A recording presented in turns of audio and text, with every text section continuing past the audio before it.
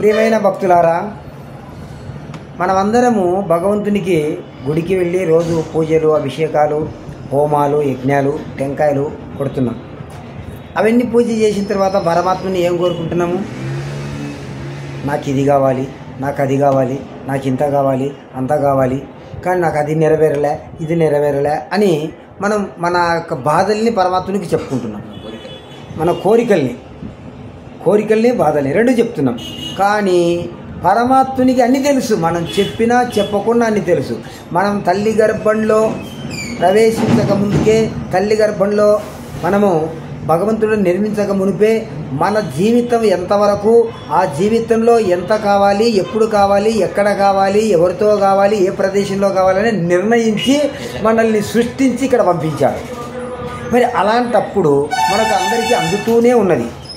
ఏ టయానికి ఎంత కావాలో, ఏ టయానికి ఎంత నష్టమో, ఎంత కష్టమో, ఎంత ఆపదనో, ఎంత సంతోషమో అన్ని రకాలుగా మనం చూస్తూ ఉన్నాం, జరుగుతూ ఉన్నది. అది భగవంతుని నిర్ణయం. మనం కోరుకుంటే వచ్చేది కాదు. ఒకవేళ కోరుకొని మహానుభావులు ఏమైనారు? హిరణ్యకశిపుడు ఏమైనాడు? రావణాసురుడు ఏమైనాడు? లేనిపోని కోరికలు అడిగినారు. ఏమైనారు? వాళ్ళు ఇరుక్కుపోయినారు. కోరికలను ఇచ్చాడు, కోరికలకు తగ్గట్టుగా ఇరికిచ్చాడు. కాబట్టి ఏ కోరిక అడగకుండా ప్రహ్లాదుడు ఏమైనాడు? కాబట్టి భగవంతుని దగ్గర ఒకటే కోరుకోవాలి: అనాయాసంగా మరణం, దైన్యంగా జీవనం, అంత్యకాలంలో నీ ధ్యానం. అంతకు తప్ప వేరే మాకు వద్దు నాయన అనాలి. ఎందుకు? అనాయాసంగా అంటే ఆయాసంతో మలమూత్రాలు మంచంలో విసర్జించుకుంటూ వాసనకు తను రోతల పడి ఇంటి వారికి రోత పెట్టి ఎప్పుడు పోతారా జీవి అని అందరికీ యాసిరికి తెప్పించకుండా అనాయాసంగా అబ్బా ఇప్పుడు మాట్లాడినవి 5 నిమిషాల ముందు అనేటట్టు ప్రాణం పోవాలి. ఒకరిని ఎప్పుడు చెయ్యెత్తి అడగకుండా ధైర్యంగా జీవించేటట్టు ఒకటి.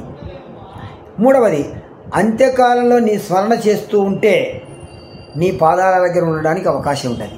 అంత్యకాలంలో నానాక కోరికలుంటే కోరికల కోసం మళ్ళీ రావాలి, మళ్ళీ పుట్టడం, పునరపి మరణం, పునరపి జననం, పునరపి మరణం, పునరపి జననం, రావటం పోవటం, అంతే. మరి దానికోసం ఎందుకు మన జీవితం? 84 లక్షల జీవరాశులలో మానవ జన్మ శ్రేష్టమైంది, జ్ఞానవంతమైంది. ఈ జన్మలోనే మనం మోక్షం పొందాలి. కాబట్టి పరమాత్ముని పూజలు చేసేటప్పుడు పరమాత్ముని 3 విషయాలే: అనాయాసేన మరణం, దైన్యన జీవనం, అంత్యకాలంలో నీ ధ్యానం. దేహిమే మధుసూదన. పరమాత్ముని వేడుకుంటే మనం తరించుకోవచ్చు, మోక్షాన్ని పొందుకోవచ్చు. భగవంతుని ఏ కోరిక అవసరం లేదు కోరాల్సిన, అన్నీ మనకి ఇచ్చి పంపించాడు ఈ లోకానికి. అది మనకు తెలియక కోరుకుంటున్నాం.